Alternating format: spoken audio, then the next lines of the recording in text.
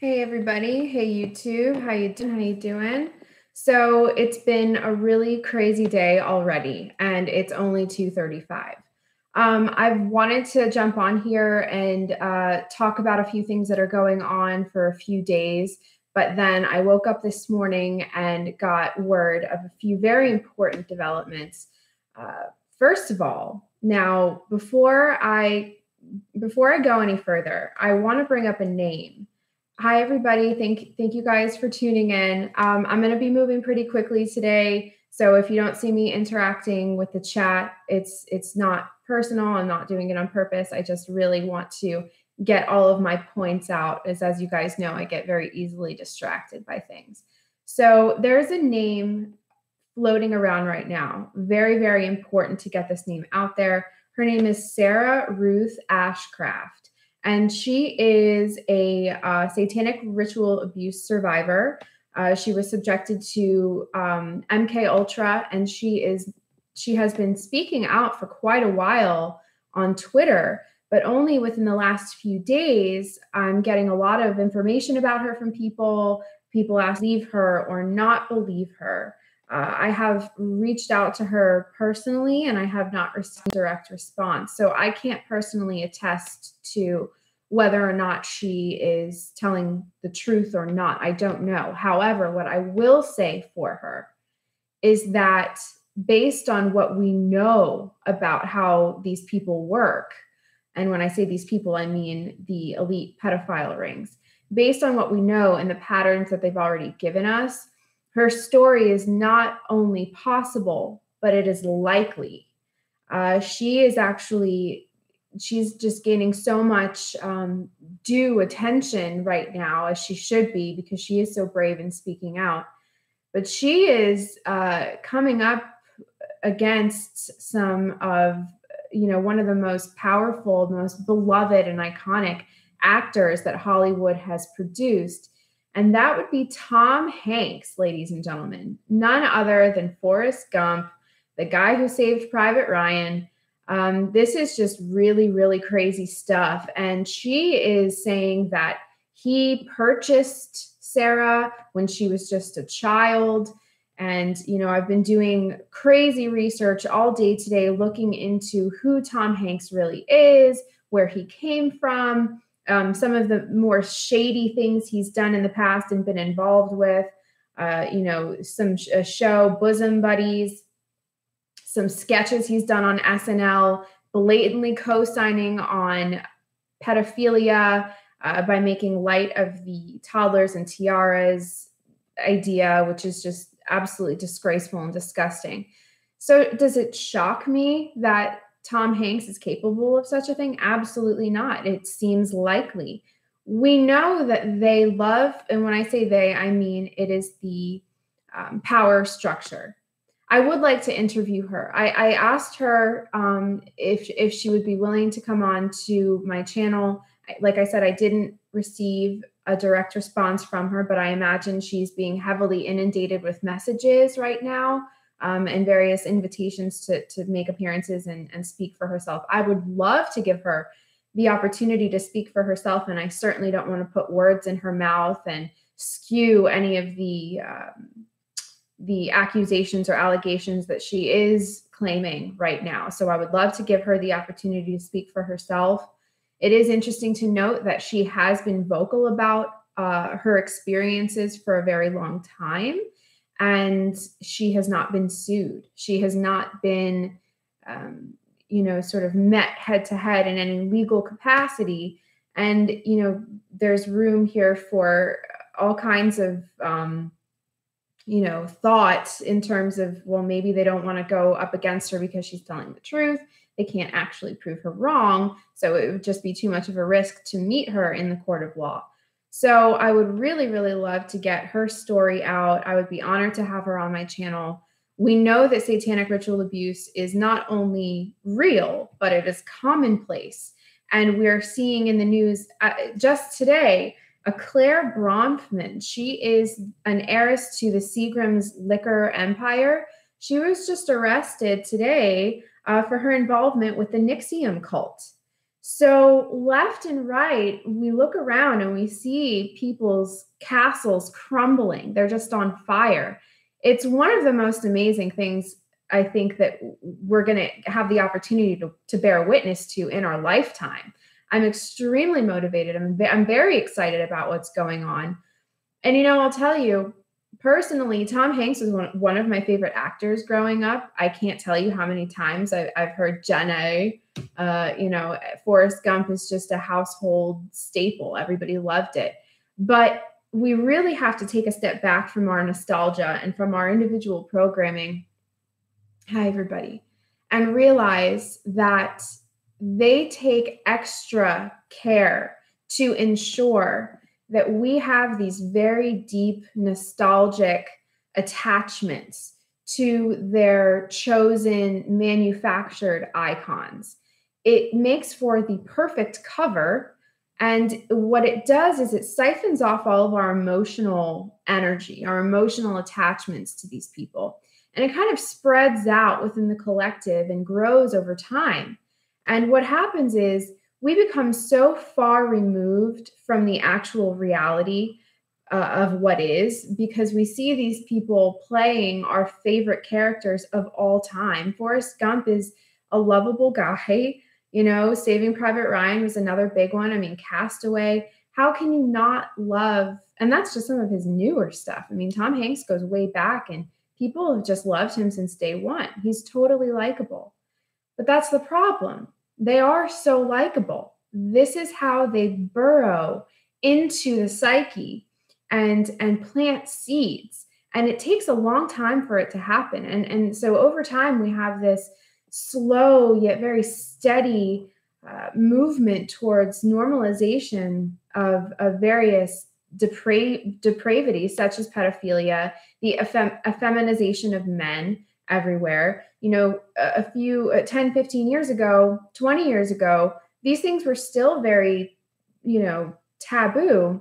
Whereas now it's extremely commonplace. It's a hot topic. And if you're not in defense of these lifestyles, then you're some kind of a bigot, you're some kind of a homophobe, or, you have these various issues that it's your problem, right?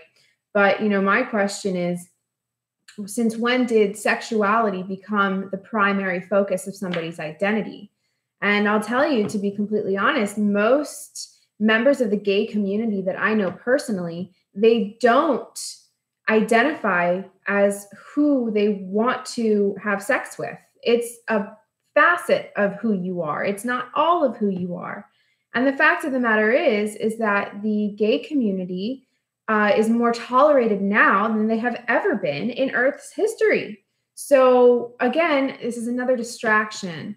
And we are seeing the normalization of pedophilia being peddled throughout the various LGBTQ communities and their projects running. So it's very important, if you are a member of the LGBTQ community, that you stay very vigilant. I am not going to sit here and suggest some asinine, assumption that if you're gay or lesbian or even transgender, that you are some sick, depraved, inherently wounded person that's prone to other kinds of horrible things. I'm not going to say that. That's just not true.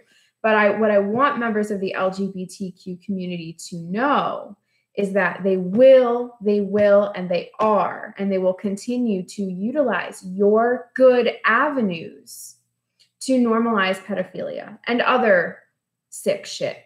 So as long as people in those communities are vigilant against it, we shouldn't have a problem. You can sleep with whomever you choose to sleep with, as long as we're all consenting adults, okay? Which brings me to another point. Now, I have a lot of points today. The recent exposure of all of these comedians on Twitter. We have James Gunn, who came under fire for making some seriously tasteless and indicative jokes, making light of baby rape, baby torture, the consumption of child flesh. He was fired, okay? And we see people just combing through the Instagrams and the Twitter feeds and just digging into people's pasts, uncovering all of this really heinous stuff. And we're looking around at each other and we're like, is anybody really shocked? Or is this a joke? Am I making this up? Is this really happening right now? Everybody that I know, and I know a lot of people, and I'm even one for kind of dark humor, my sense of humor. I'm a pretty cynical person, really and truly. And I do like dark humor, but there is a line, you guys. There's absolutely a line. There is absolutely nothing funny about rape, torture, consumption, and murder of children. There's absolutely nothing funny about it. Somebody argued with me the other day. They said, well, how do you know that so-and-so isn't just coping with their own abuse? They use humor as a coping mechanism to deal with their own trauma. I said, okay, that's fine. That's totally fine. People cope in strange ways, and I do understand. However, we live in an age of accountability. You cannot expect to make any statements like that and not be torn apart. So while I absolutely defend everybody's right to freedom of speech, I actually encourage people to speak what's truly on their mind, because it gives us the ability to then recognize who and what we're dealing with. I encourage people to be truly and wholly who they are. It just makes it easy for the rest of us to identify who these people are and to act accordingly. But there's a difference between coping with your own trauma and perpetuating the cycle, and being part of the problem, which I think is what we are seeing right now. So yes, it is true. Q, today is the first time that Q has made any drops, I believe, since the 4th of July. Folks, I am not a Q expert by any stretch of the term. However, I will be having on several individuals, hopefully this week. I would love to get those interviews in this week. I have Dustin Nemos, who is just this fantastic guy. He has such a genuine passion for this, and he is very adept with the Q material. I'm also, hopefully, if everything works out, I'll be hosting Pat Miletich from the Conspiracy Farm, who is also very much into, the storm and the Great Awakening. And while I really can't with full confidence, I cannot with full confidence co-sign on the on Q and whether or not this is a genuine movement, whether or not this is total bullshit, I really, truly do not know as of right now. I cannot provide for you a definitive answer on that. But what I have noticed are some patterns. Okay, so stick with me, y'all. Just a second. So I feel as if there is a humongous, unbridled, massive movement shaking this planet, shaking each human being, man, woman, child, everything in between. Something is shaking us out of some kind of a long sleep, some kind of a long slumber, a quarantine, if you will. And I've been asked a million times, is QAnon real? Is QAnon a PSYOP? My answer to that is more of a question, actually. Is there such thing as a positive PSYOP? Can that happen? Well, let's think about this for a second. Wouldn't it make sense that while the bad guys have their respective teams and projects and units and operations, clandestine workings, doesn't it make sense to you that the good guys, or even the gray area, the neutral people, would have their own operations taking place? I know this is not me being hopeful or optimistic in any way. This is completely realistic stuff here. You are kidding yourself if you think that there is not a resistance faction that is not only well-funded, but powered by a kind of fuel and energy that most people don't understand. And that's heart energy. That is the collective, unbridled surge of tangible, palpable human consciousness energy. We can measure it. We don't know exactly how it works and exactly what it is, but it's there and it's moving, and it is moving quickly, and we are seeing things happening. That's what the Great Awakening is. Q, the Q stuff seems to be running parallel to the Great Awakening. Are they connected? Yes. Is it this sort of exclusive connection? No. I think that even people on the other side of the world that have no idea who Q is are also feeling this, because this transcends left and right. This transcends American politics or Chinese politics. This is a global, this is a planetary movement that we're going through right now. And so is QAnon, or is it a psychological operation? My best guess right now, which is really all that I can give you at this point, unfortunately, is that Q is a psychological operation that started out with the best of intentions, may or may not have been polluted at some point. I don't know. Like I said, please don't come for me. I'm not saying Q is bogus. I'm not saying that. I don't know. But I do feel that this was a kind of strategic, coordinated team effort in order to work alongside those of us that are naturally coming to light, naturally rising up and seeing things for what they are. I don't know exactly how the mechanics of this work. Give me time. I need to think on this. I'm a very visual person. I'll literally see mechanics of things that I don't understand. I can't articulate it because I'm not a math person. I'm not an engineer, but I'm telling you that there is a connection here between these cyber movements that take place on the internet, and then the movements that are taking place more on a biological level within each and every human being on the planet. And it is what connects us to the earth and to the trees and to the ocean. This whole thing is definitely coordinated. There's no doubt in my mind. So, whenever I'm asked about a PSYOP, I'm so sick of the term.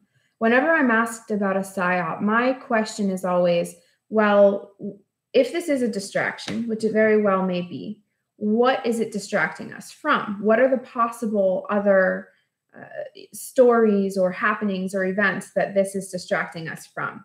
And to me, it could, in my worldview, the most important possible subject matter that any of us can be covering right now is the exposure of elite pedophilia, which will then, because it comes with it such a sense of urgency. When we're talking about children, time is of the essence. It brings with it the sense of urgency that will then call into question how they've been able to do it this long, what else they're up to, how far reaching this monster, this parasitic infection really is, and so on and so forth. And it really is this amazing domino effect. So it did occur to me, it actually occurred to me months ago, that I think I have the cure or the remedy for, are you ready for this? Are you ready for this? You ready for this? Stick with me. I think that I have the cure for racism, homophobia, sexism, classism, nations that hate each other. I think I have the cure for people hating other people for manufactured reasons. And the cure, the remedy for this, is for everybody to unite on the one thing that does not discriminate, doesn't utilize any of those labels, any of those categories. None of that stuff matters for this one reason. Because the people that prey on your children don't give a shit about their religion. They don't care about these kids' ethnicities. They don't care about their social status. They don't care about their gender. They don't care about the color of their skin. They don't care about any of those things. These people do not discriminate. They will take your kids. They will hurt your kids. They will do whatever they have to do to keep up their supply of energy. And so this is why I think that I have the remedy to all of these other issues going on: racism, sexism, classism. Men and women hate each other because we don't understand each other. Black people hate white people because of slavery. All of these things, which I'm not trying to take away from it, but what I am saying to you is that there is one thing that we can all agree on, and is that the people that are in charge, the powers that have no business being in power, will prey on our children regardless of any of those labels. So that is it. That truly is it. We will come to terms with the issue of racism. We will come to terms. We will be able to communicate as men and women. We'll be able to communicate with each other once the kids are okay. Once we can remove the parasitic implants that stand in place, that stand watch, that stand at the gates to pick off these children that are in vulnerable positions. Once those people are removed, we will be able to then move forward and discuss things amongst ourselves as adults. So I have no sympathy for any of these huge movements talking about, that the hashtag Me Too movement is a huge distraction. I have no sympathy for any of these mostly Soros-funded third wave feminists, Black Lives Matter. All of this stuff is crap. All of this stuff is manufactured to get you all excited. So I think I have somebody in here who is just not, it looks like a bot. So I'm just going to remove this person. I don't have Heidi Vandenberg from Channel 27. She's my moderator, and she's definitely like working right now. So I'm kind of on my own here. Okay. So, all right. Hopefully that works. Okay. Lindsay, do you want to be a moderator? There you go. You can be a moderator. You can be my eyes and ears while I'm not paying attention to the chat, because I really don't care. You guys can say whatever you want to say, bad, good, everything in between. It's not my place to take anybody's freedom of speech. It just makes it easier for me to identify who you are. So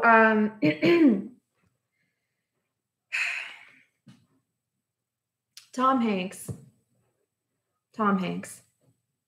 Is anybody shocked? Who's shocked? Raise your hand.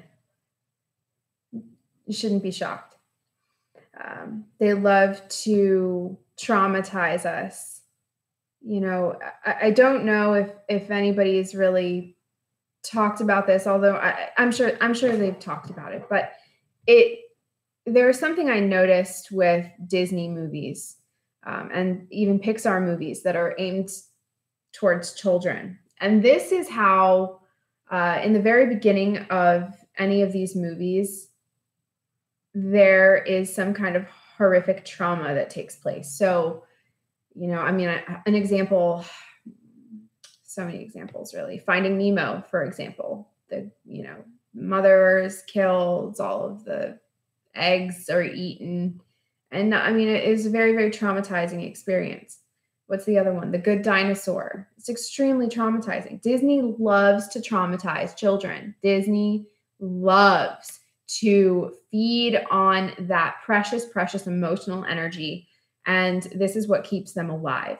So moving forward, it's my hope that people start to see these patterns that are right in front of them. And hopefully that worked. And hopefully be able to call these things out as they see them. I will say also, the invention of the internet has made the world a very, very tiny place, you guys. A teeny tiny little place where nobody is untouchable anymore. 20 years ago, when the internet was certainly not what it is right now, you couldn't dream, you wouldn't have imagined being able to communicate directly with your idol. You know, people, the golden age of Hollywood is so gone.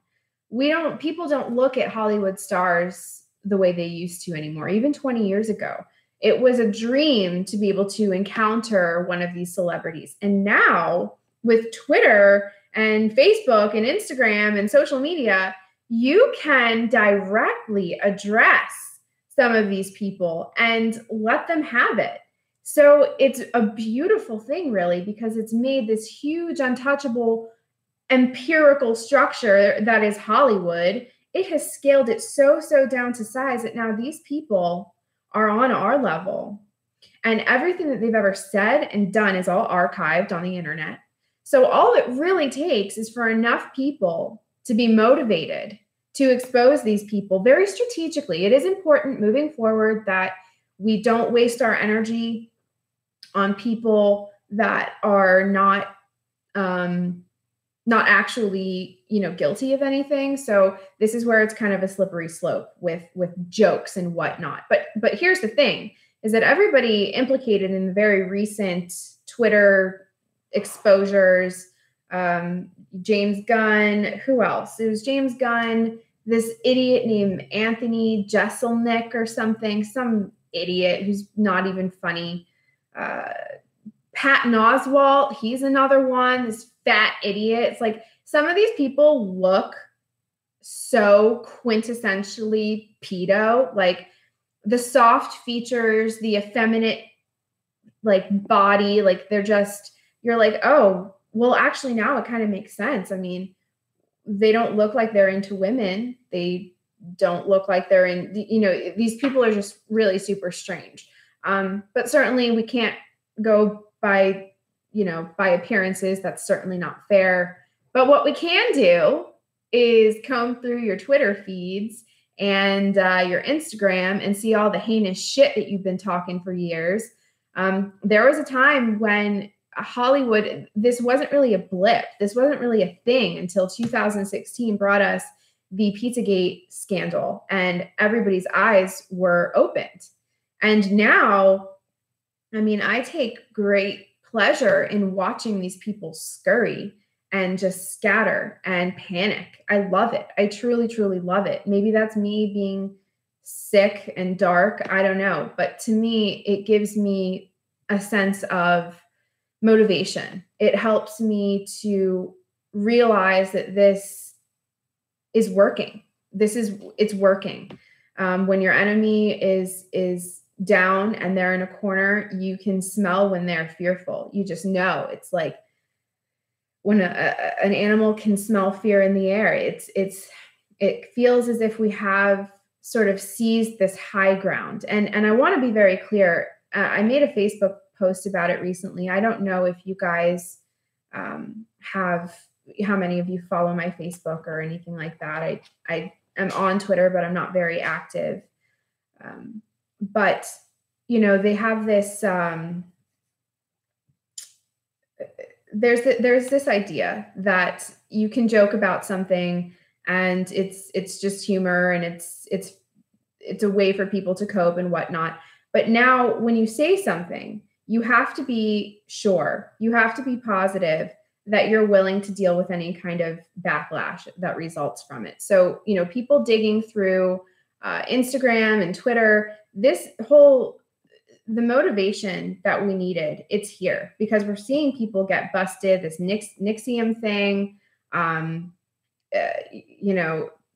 huge allegations against Tom Hanks of all people. We're only going to continue to see this ball roll and pick up velocity. And so this is really an amazing time to be alive. And this is just, to be a part of it is so important as well. So, when people want to defend these comedians and say things like, oh, it's just in the name of entertainment. I mean, who is entertainment? Who thinks that that's funny? If you think that's funny, you legitimately are part of the problem because there's nothing funny about it. It should be cast out from society entirely. So Oh God, I just get so worked up about this. I still don't have a mediator. See, you guys, I need someone to like come over and show me how to like work YouTube. Well, it looks like I did make you a moderator, but I don't know why it's not working. Here, let me try one more time. And then I'm going to just give up and I'll deal with it later. Okay. Kathy O'Brien is finally being vindicated. I didn't see, and that's the thing, is like it depends on the individual here. We are never ever going to get an admission of guilt from these people. And when they do, when they become borderline, they're pushed to that place where they're so wounded by their reality, whether it's been done to them or they've partaken in it, some people break. Some people are willing to accept the consequences of speaking out about what they've done and what they know and what's been done to them. They do get pushed to that level, okay? And each of these people have, what's known publicly as an entourage, but realistically, these Hollywood icons, the entertainers, the actors, they're actually handlers. They're surrounded by handlers. Sometimes it's only one or two. And sometimes they will strategically place people into that person's life and they'll step into that kind of that husband role or that wife role or that really close friend. It's kind of like the Truman Show. All of these people need their handlers, and these handlers are trained to be able to recognize what's known as symptoms that their programming is breaking down. And now this person is now a liability. Enter handler, enter entourage, enter the yes men, the drug men, the people that come in with their pharmaceuticals and their women and this and that. Oh no, it's fine. Go back to sleep. You don't have to say anything. It's fine. We all do it. It's totally normal, right? Wrong. Sometimes they are successful. A lot of times they're successful. Actually, we will then see it as fatigue. They can't finish the tour because they're exhaustion or fatigue, or they'll check into rehab for a stint. Really, they're just being fiddled with. They're being retuned and reprogrammed. So they come out and they're all fresh and clean and excited and, hey guys, that was so fun. I was just sleeping it off and detoxing and everything's cool now. I'm back in the game. Well, some people, such as Philip Seymour Hoffman, for example, I believe that the weight of his knowledge, now I don't know, I cannot definitively say, the weight of his knowledge, the burden of that, I feel became too much. And in so many of these cases, I think that that's what's happening, whether they had it done to them, whether it's just something that they know, or even in the event that they actually participated in it. Sometimes that weight is too much and the mind cannot be quarantined. The indomitable spirit of the human being cannot always be controlled by a handler. It cannot always be controlled by magic, by programming, by MK Ultra. Sometimes the spirit is too big, too wild, and it can't be held. And this is when people die. And it's very tragic because you just know that had they been given the platform or the opportunity to really just sing like canaries, that things would be very different. So that's what I really want people to also take into consideration with all of these suicides and deaths taking place. There's a good chance that these people really are trying to speak out, and the cost of it, they don't even care. I mean, could you imagine what difference would it make if you lost everything? If you have done some of the things that are being indicated here, then what good is your money and your 5 cars and all of your homes and all of your money? What good is it? Your soul is dead. You're bankrupt. You're bankrupt, nothing, and you should die, and you should welcome death, and you should welcome some kind of redemption. Your last little bit of redemption might be that you stand up and say, this is what I've done. This is what they're doing. I mean, there are inmates sitting in jail right now that have had time to think about it, and they will tell you exactly what they did. They'll tell you how they did it, what they were thinking as they were doing it. Some of them are sorry and some of them are not. Okay, but the fact that it gets out there really is just kind of enough, because it sheds light on the whole issue. Okay, God, there's so much. There's so much going on. Julian Assange is no longer being given. He's no longer being given any kind of protection from the Ecuadorian embassy, so he's in a lot of trouble. He's about to get picked up by England, and who even knows what's going to happen to him now. It's really very serious what's going on right now. You know, the whole Tom Hanks thing too, I have to say, for some strange reason that I don't completely understand yet, I have felt the impending exposure of Tom Hanks in particular for about a year. And it's one of those things where, you know, when Pizzagate broke and the reality just became so apparent, the shit really hit the fan, and you break down because you're like, all of these people, it's all a sick joke. It's all really that bad. And then you start to think and you're like, so-and-so and so-and-so, like, you think him? No, really? Oh my God.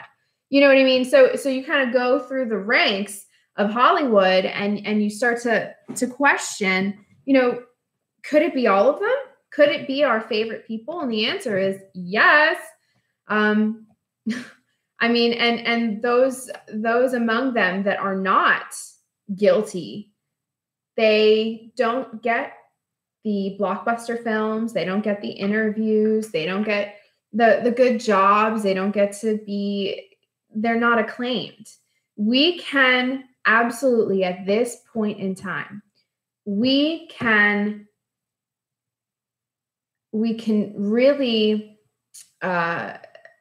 define sort of the depth of somebody's involvement by how acclaimed they are by these organizations, by Hollywood, by the Screen Actors Guild Awards. I mean, all of these self-absorbed, like, indulgent groups, you know, in the film industry, where they're all just like, it's like a one big massive circle jerk full of arrogance and MK Ultra, and it's just a disaster, and it's a cesspool. And if it's true that Hollywood is one big parasitic infestation or an arm or a leg of the CIA, which it is, okay, the CIA has admitted that they have had their hands in, I think, something like over 1,600 film scripts. They have hugely invested interests in the results of the film industry. It's programming 101. Are you kidding me? So we know that not only are some of these acclaimed people, such as Tom Hanks, you know, connected, a lot of them are CIA, and we just wouldn't know it. You know, Matt Damon and Ben Affleck, there's a group of, there's a couple right there for you. Go ahead and dig into their history. See if you don't see some weird shit. I'm just taking a look here. Yeah, it's true. Look for actors who never get big bucks. It really is true. I mean, I saw an article earlier about Brendan Fraser. I didn't get to finish the article, but hey, there's a guy who enjoyed some great fame. He made some really awesome movies. I love The Mummy. What's that one where he's the caveman? Encino Man. You know, and then he just kind of fell off, right? Nobody knows what happened. He got fat. He didn't get jobs. Turns out, now I can't confirm this or not, but he was asked to do some heinous shit that he didn't want to do, and therefore was cast aside by Hollywood. So I have the utmost admiration and respect for that guy. If it is true, Brendan Fraser, please come on my channel. Love Brendan Fraser. There are good people. There are good people in Hollywood. And there are people that know all of this stuff is going on and have been attempting to speak out about it for years. Roseanne is a perfect example of that. She's been talking about MK Ultra for years, long before it was convenient to do so, long before it was a trendy thing to do. And see how she's been absolutely crucified in the media. So again, you guys, all of this is planned. All of this is strategic. The most important issue that we can all unite on, that I feel will remedy the issues of racism and sexism and classism and the gender wars, is the issue of pedophilia, because the people at the top, the people that are responsible for this, they do not discriminate against children. I'm sorry, they don't discriminate amongst the children in terms of who. It's unimportant to them as long as they have their food. Interestingly enough, though, and while I'm not fully prepared to tackle the topic right now, this is just kind of food for thought. There is a huge number of Blacks that go missing every year, Black adults and children alike. And there is, to my knowledge, there is an industry for melanin. And so a few years ago, there was this hashtag roaming around called, it was hashtag Black Girl Magic. And I think in the context that it was mostly used, it was about, it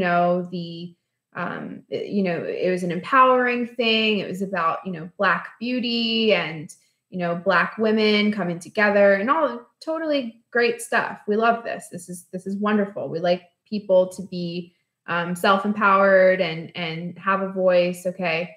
But when I saw hashtag Black Girl Magic, my mind immediately went to the actual magical or otherwise scientific, because I will tell you that magic is science. It's just not, they just don't admit that to you. Magic is scientifically backed. It's physics in action. That's what magic is. But my mind immediately went to the magical properties of the substance that is melanin. So all of these Blacks went missing, and at an alarming rate, just a huge, huge number. I believe that there is a market for the skin, which is actually the largest organ in the body is the skin. And we all know that there is a $1 trillion organ trafficking, organ harvesting industry. Well, skin is an organ too. And I think, just food for thought, everybody should do a little bit of research on the properties of melanin and how important it really is. So when I saw Black Girl Magic, I saw that as this kind of strange sort of nod, this sort of strange acknowledgement to this horrible thing that goes on in the underbelly of society that generates an awful lot of money, a huge amount of money. And it goes on, and people go missing all the time. And it's like, why don't people talk about that? Why doesn't CNN talk about it? Well, I mean, hello, Operation Mockingbird, Paperclip. I mean, all these people, it's so ridiculous. I don't know how many of you are familiar with, oh gosh, you guys are going to kill me. So it's either Dolores Cannon or Doreen Virtue. These names kind of run together to me after all this time. It's just been years. There was this theory, okay? And back in 2000, I want to say 2010, this buzzword came about called ascension, okay? It's just a trigger word. It's kind of a dirty word now because we've moved, so much has happened since that. But there's this word called ascension. And there are theories floating around about this kind of split that takes place. Now, I have discussed it in the past. I don't know who exactly started with that, whether it was Dolores Cannon or Doreen Virtue. These people are like, I mean, obviously they've both done their work, and they're two different people. I'm just kind of drawing a blank on who came up with the split.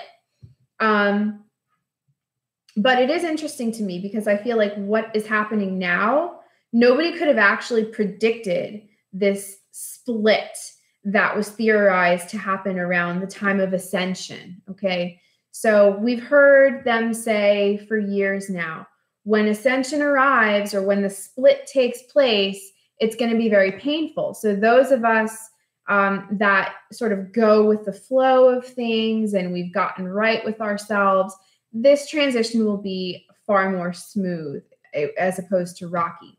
And if you're very rigid with the upcoming changes, the split was going to be very painful. It was going to be perceived as being something traumatizing and bad and negative. Okay, that was years ago. Enter 2016 elections. I have to laugh because this really is just one huge cosmic joke where we had no idea. The split that I think that's actually taking place has a lot more to do with everybody's perceived realities. We quite literally have the left and the right, okay? And everybody is either on this side or this side. That's your split, folks. We have one collective reality taking place, okay? There is one reality taking place, but it is being perceived as two completely different experiences, depending on which side you're on. And I don't think that this is natural. I think that this is absolutely manufactured. They have everybody pigeonholed into their respective silos. I mean, if you're a patriot and you're a constitutionalist, you're now also a white supremacist. If you are, if you're transgender, you have to be on this side over here. Otherwise, you're just, what good are you anyways, right? Obviously, I'm joking, but I think you guys know what I mean. But I don't think that anybody could have guessed back in 2009, 2010, when we were talking about the split that was going to take place, that maybe the split was a manufactured division of perception based on left politics and right politics. So I really think that might be what the split is. It's more psychological than literal. Because I'll tell you, I mean, we're all looking at the same reality, right? We're all living in the same world. And, but we're living with people and working with people, our friends, our families, our coworkers. And so many of us are perceiving completely different realities from other people. And so it's difficult moving forward. And I think that in terms of what's acceptable to you in your reality, as far as right and wrong goes, that's something that only you can decide. And I can't decide that for you. But being a mother and having that kind of authority over my children's reality for the time being until they're 18, it is unacceptable in my reality to joke about the rape, torture, consumption, and murder of children. It's unacceptable. It's unacceptable to joke about such things, much less to actually participate in it and do it. So for me, in my reality, I don't foresee a reality where these people are in power any longer. That's my reality. I've accepted it. And I'm doing everything that I can to ensure that happens. And I don't know that I'll be successful. I'm just one person. But in any case, everybody that has ever said anything about raping children and torturing them and, even all this, there's even these people are into dead people. What's it called? Necrophilia or something. I don't know. It's weird, but it goes against nature. It goes against all that is good.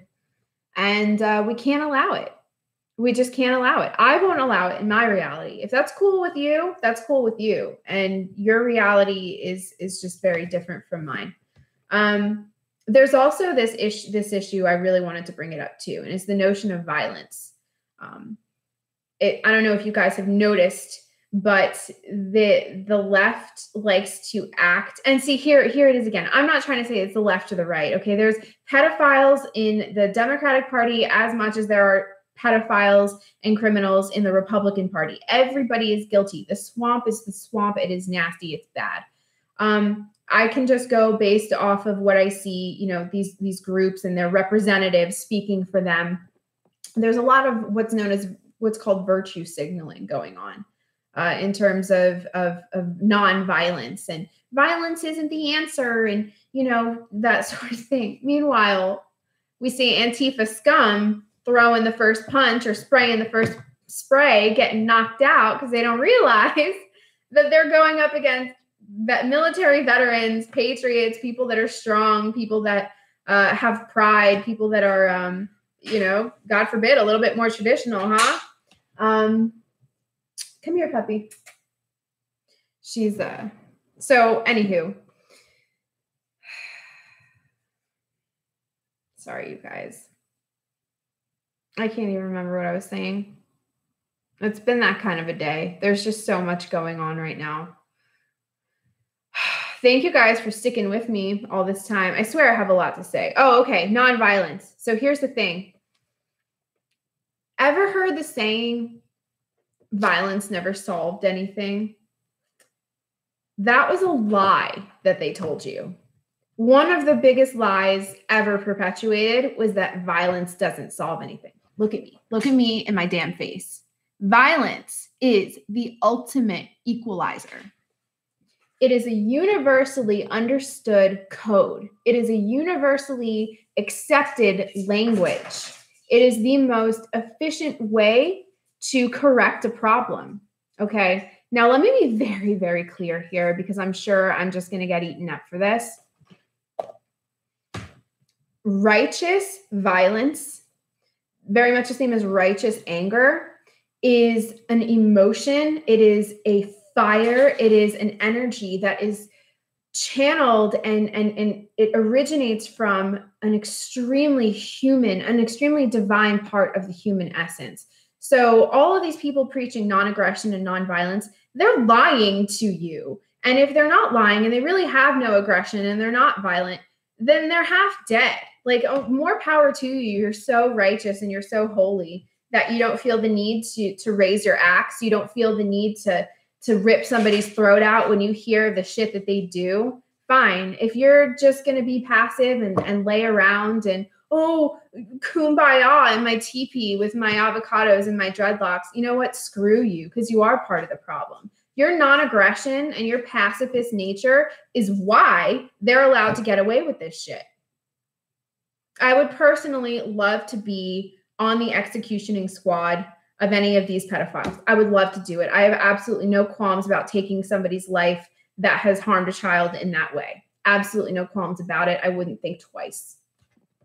So let that be known.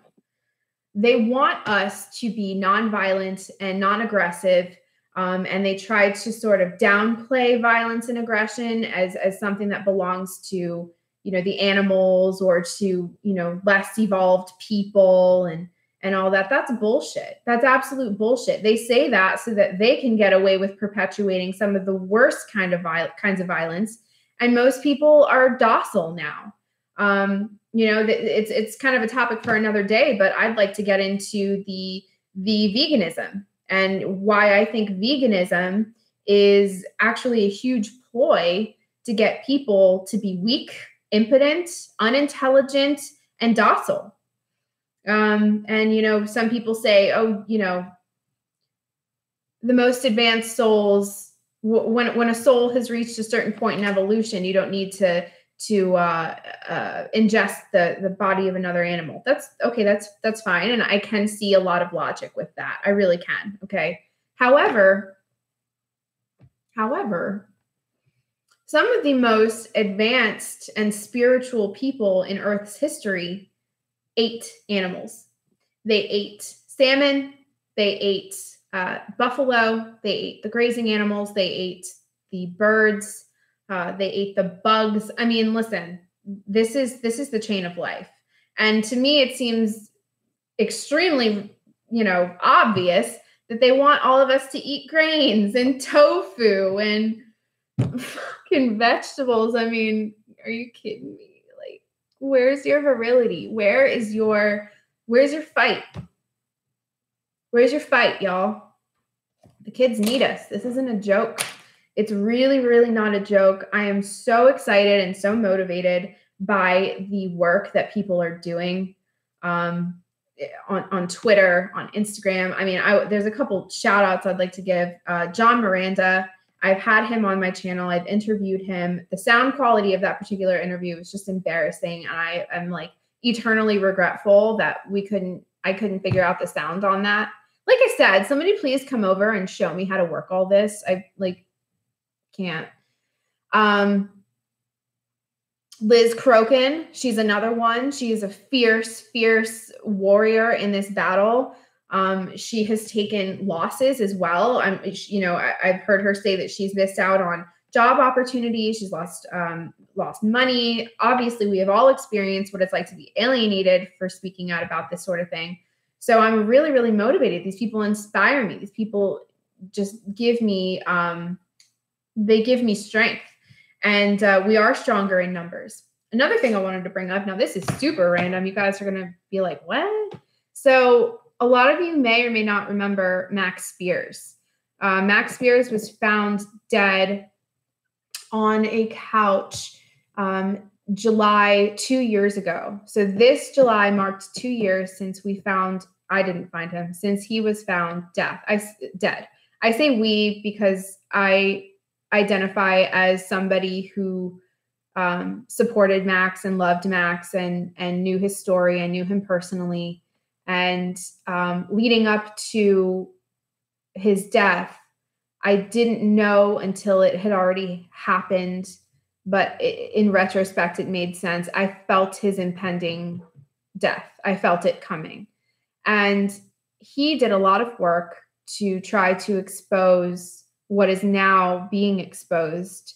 And so I just felt the need to sort of bring him up and give and honor his life and honor the sacrifice that he made. The circumstances surrounding his death are still very unclear. And I'm certainly not at liberty to make any kind of accusations or allegations here. And as a matter of fact, I would like to just go on record and say that I don't have proof that Tom Hanks has done anything. I don't have proof that James Gunn or Patton Oswalt or any of these people have actually committed any crimes against children. However, based on, like I said, based on the patterns that we have, based on what we know about how they work, it's not only possible, but it seems likely that these people are, at the very least, apologists for the biggest problem that we are facing as a collective.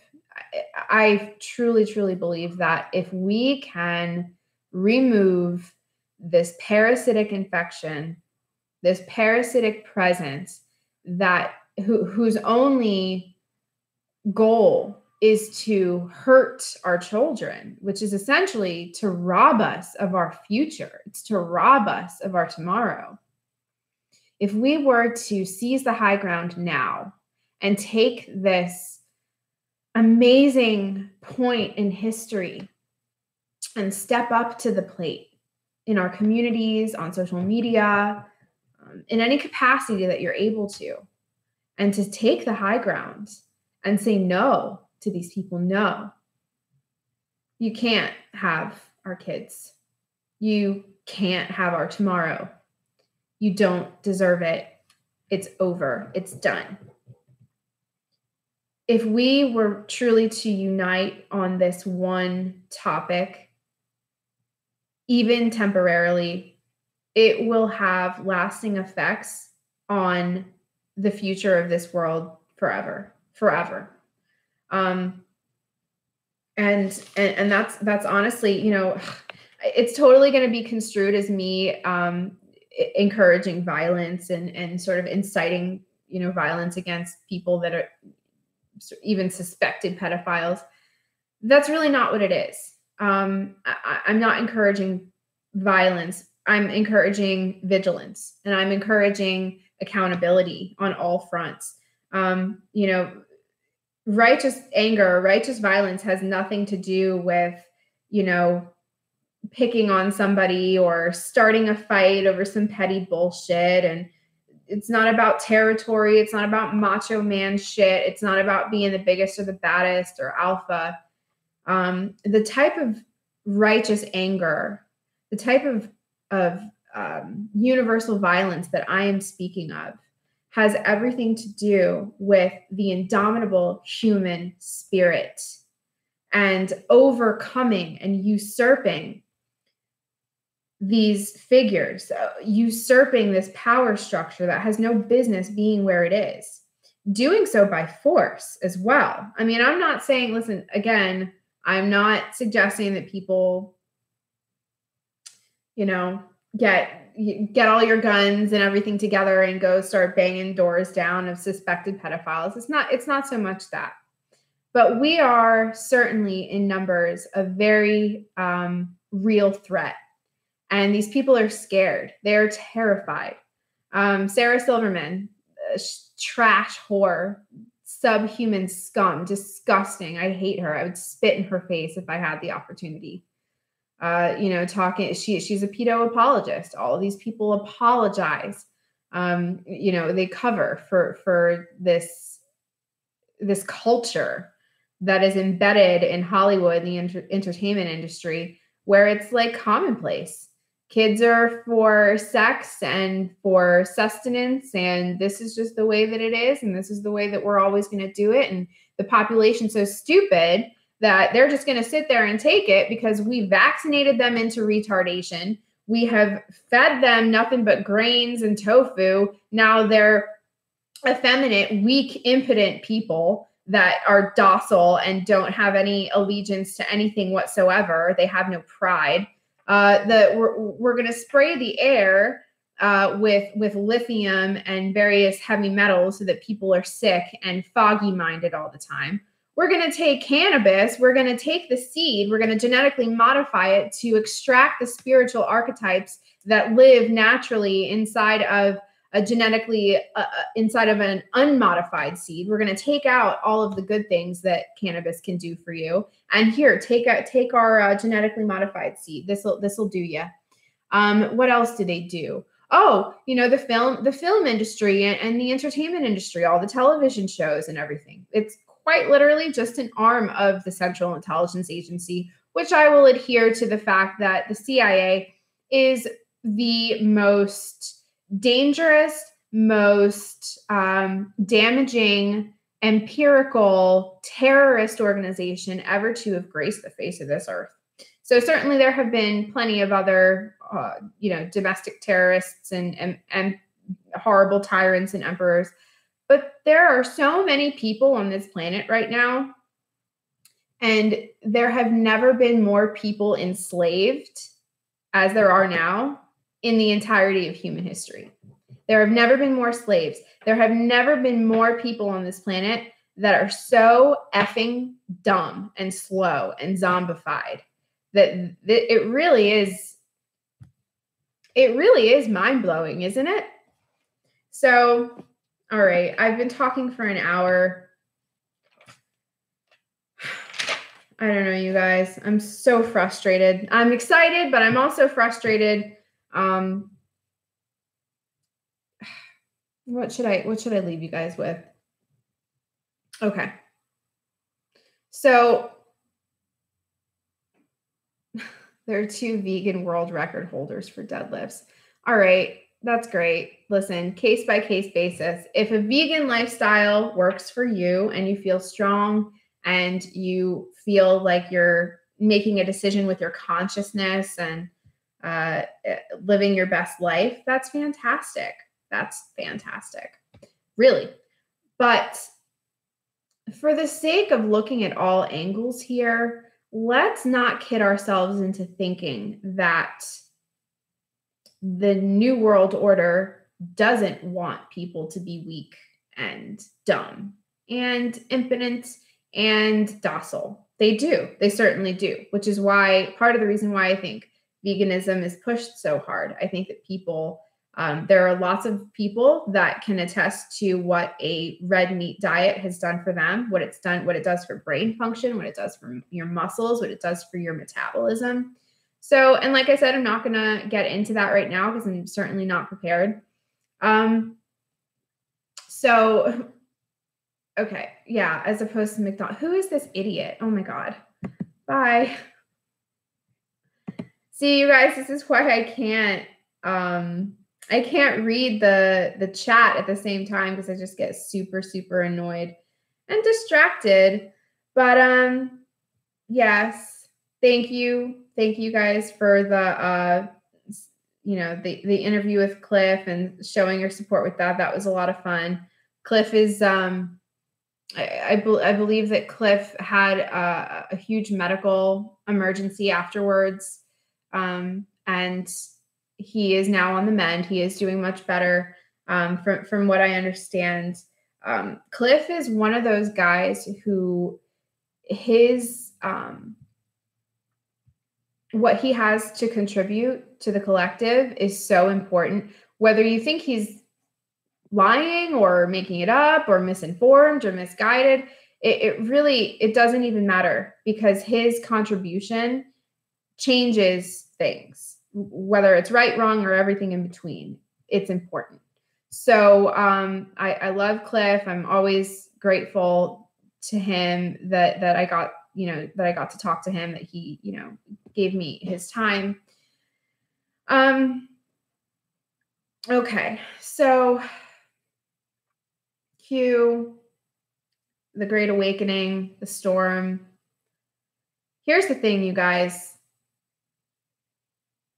I don't know how many of you are very aware of your ancestral ties or have ever stopped to think about the fact that the memories and the experiences of all of those that we are related to that have come before us, all of that lies dormant within the body, within the cell structure. It's called cell memory.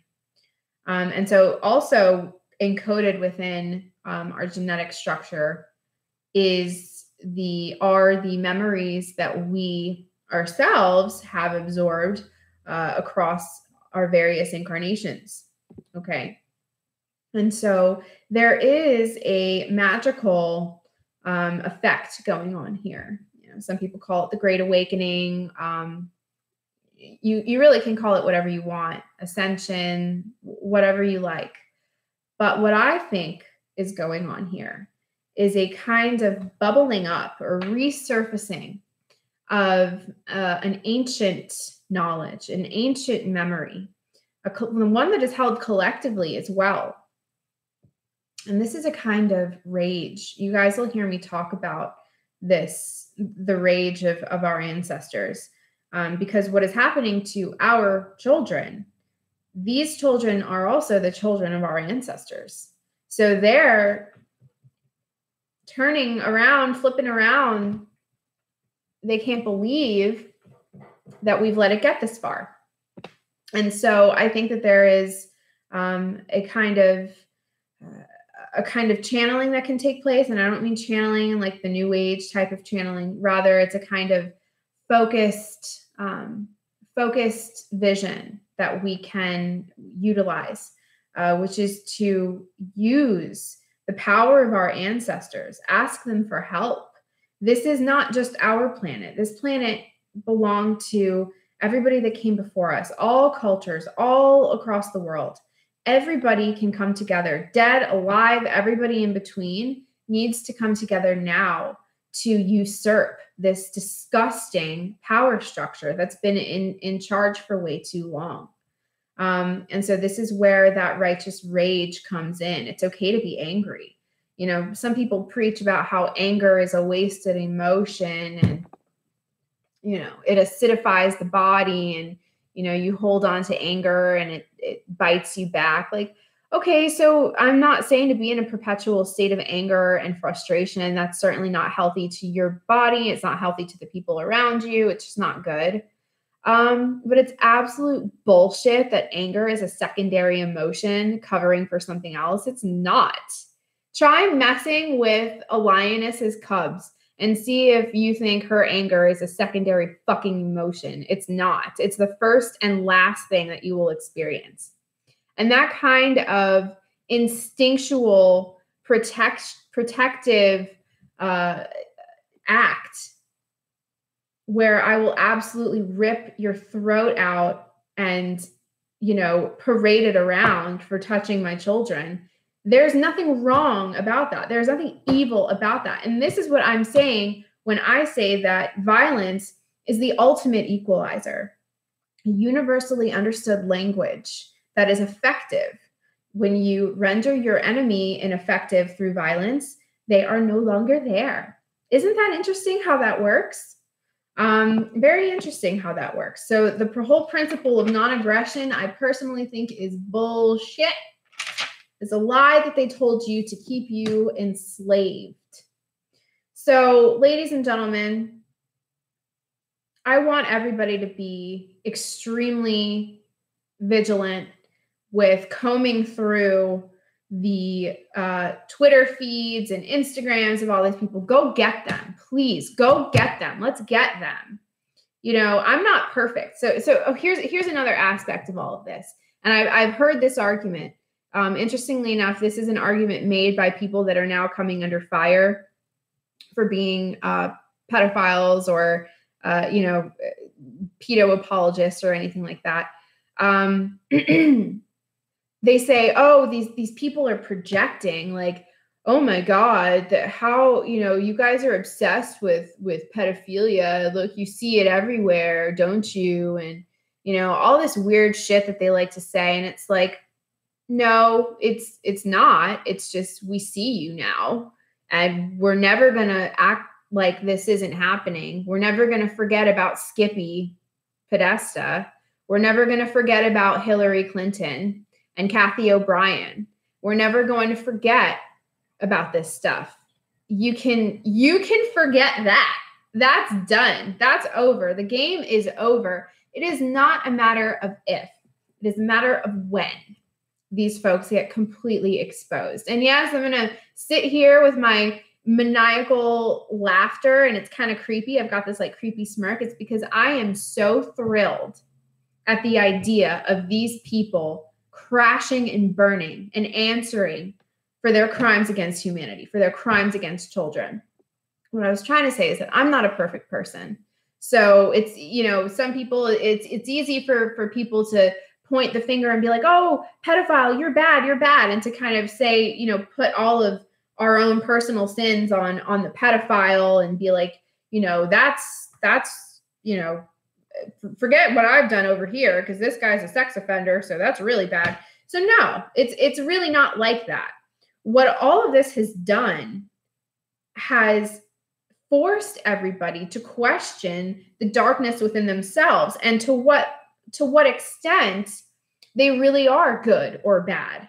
There are lines, okay? So some people, like I said, you're going to have to make a decision as to what is acceptable for you in your reality. There are certain mistakes that are very human mistakes. Everybody makes them, okay? And I have made mistakes. I am far from a perfect human, but I would never, ever harm a child. I would never do it. I couldn't, and everybody, most of the people that I know would never dream of it. But these same people have made very human mistakes. They have hit people, when they shouldn't have. They've said horrible things. They've, in some cases, stolen money. They've cheated on their spouses. They've underhanded, some kind of an issue. There are all kinds of crazy things that happen. Okay. What is going on? Hold on. I'm totally getting spammed here. That's all right. Twerk and floss. Oh, that's awesome. Whatever. I'm just going to let it go. So you know, it does force everybody to ask themselves what is truly moral and what's truly immoral. Okay.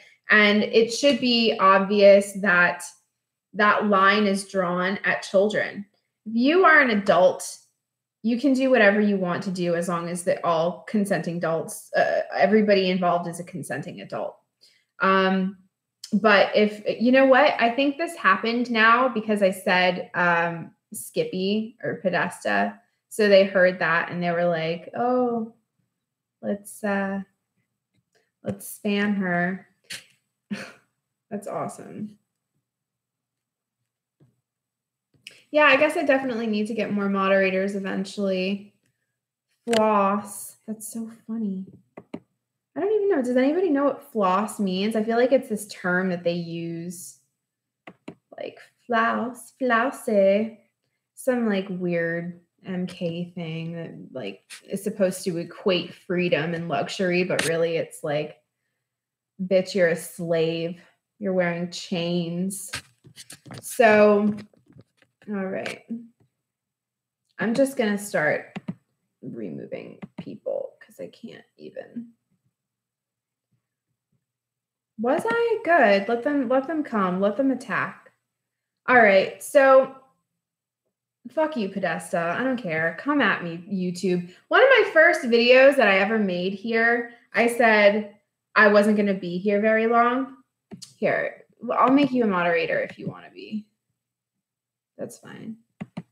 Hopefully that works. So you guys do what you can. I don't even know some of the people I'm making moderators right now. I just want this to go away because it's extremely distracting. So yeah, I mean, I need Angel Gonzalez. I want you to be a moderator because I have seen your name come up so much. You're so supportive of me. Thank you so much. Yeah. SGT report just got totally all of his content, 8 years of work completely gone. My heart really goes out to that guy because I love his content. I think he does amazing work. One of my first videos I ever made here on YouTube, I said I wasn't going to be here very long. So it was just a matter of time before they banned me and censored me and asked me if I care. I really don't care. I will find an avenue to get my thoughts out. I'm not the only one. There's many of us. So you child eating predators over at YouTube headquarters, enjoy this time while you still have it because your time is running out and we are coming for you. Each and every one of you. We will find out your origins. We will find out what makes you tick. And when we have taken back your supply, which is children, when they have been released, recovered, their soul fragments set free, and the future put back into our hands, you will know that you've been defeated on every level. So, ladies and gentlemen, I really personally will ask all of you to start digging through people, anybody that's connected to some of the comedians that have come under fire. You know, just, I'm not saying harass them. Let me just put it out there. I'm not encouraging people to harass anybody or slander anybody. But if it's out there, look for it, archive it, share it. So someone said, I'll be the next fake shooter. Well, you know, that's actually really interesting. Thank you for bringing that up. Because the shootings, obviously we know that they're manufactured. So the idea that these shootings that take place are just random rogue people that are, you know, casted out by society and they just start to, you know, they act on all of their misery. I think that that's absolute bullshit. I'm not saying that it hasn't happened that way, but if you start to research, especially some of these really new, well, not that they're really new, but some of these cutting edge technologies such as nanotechnology and programmable matter, you will see that they have had the ability to embed the neurological system of a human being with this nanotechnology. We already know about the V2, the voice to skull technology. These shooters claim to have been hearing voices. They have the means with which to create these shooters left and right. So we're definitely going to be seeing more than that. But the most important thing is that if we are able to identify it, it really just halts their process. If we know what's going on, I think that there's a way to fight this, and there may also be a way to predict it. So it's so true. Anger gets shit done. They want us docile. They want us tired. They want us, to be doing yoga on a beach somewhere, listening to, Russell Brand's comedy stand up from a few years ago. They want us to eat grains and soy.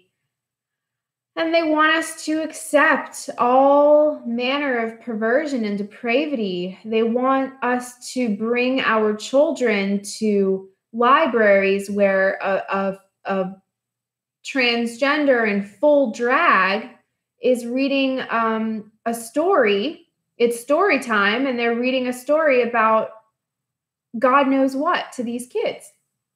All in the name of progress, all in the name of tolerance. Can somebody tell me, if somebody can provide me with a reason why this is necessary? Why would I do that? Why though? I'm not saying, listen, our kids don't have to judge people based on appearances, but why would we go out of our way to introduce this very adult lifestyle to children? Why? And I'll tell you why, because there's an agenda behind it. They want the children to be desensitized. They want the children to not have any idea. Their identity, their sense of self is completely skewed. It's just a huge, big mess, you guys. And so I think that the best thing that we have right now moving forward is this exposure.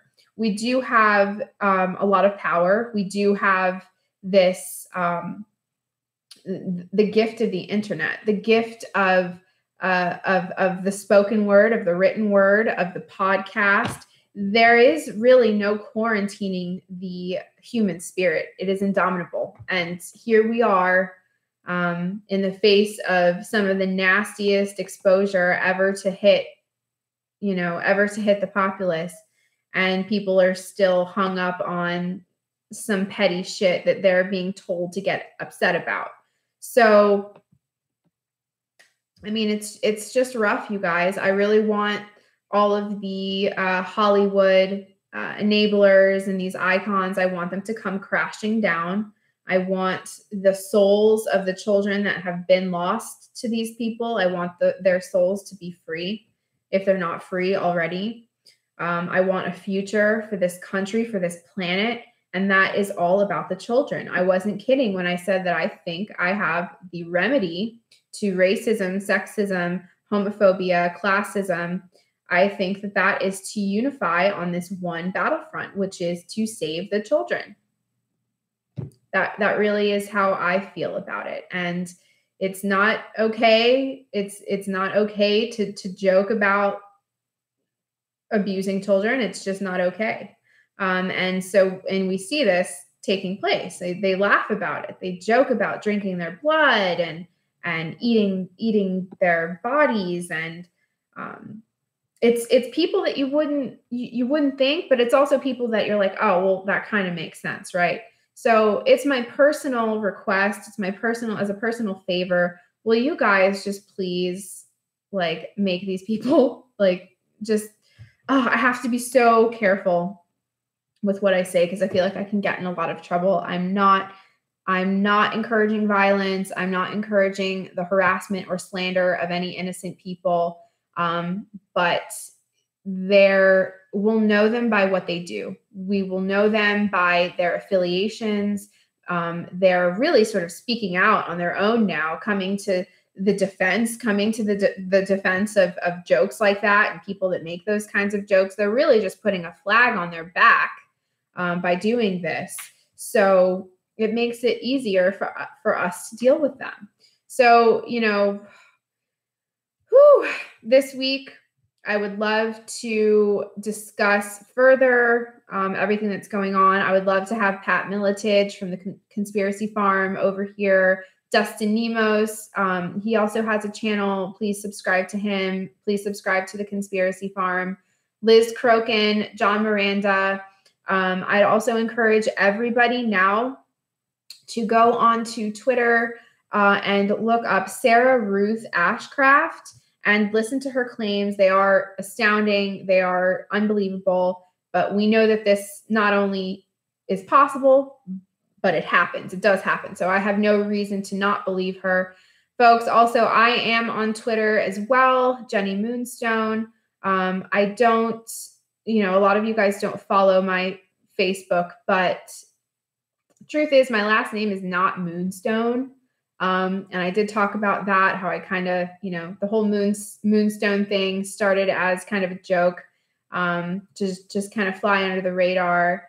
And it kind of took on a life of its own. My last name is actually Constantine. And I would like to transition from Moonstone back to Constantine, which is my real name. So, ladies and gentlemen, everybody in the chat, thank you guys for hanging with me today. Mods, newly made mods, thank you guys for your help. Look at this. Look at these idiots. Is this real? I don't know if these are actual people or if these are bots. This has never happened to me before, but I'm convinced it's because I said I used the term Skippy, Podesta. Listen, it's really coming to a climax right now, folks. Okay. So, everybody, thank you so much for tuning in and for sticking with me. I have a lot more coming up. So, everybody do your due diligence, stay vigilant. Don't allow people to tell you that jokes about child rape and pedophilia are acceptable. They are not acceptable. It's not funny. It's indicative of a deep-rooted, a deeply embedded infection that permeates all of society.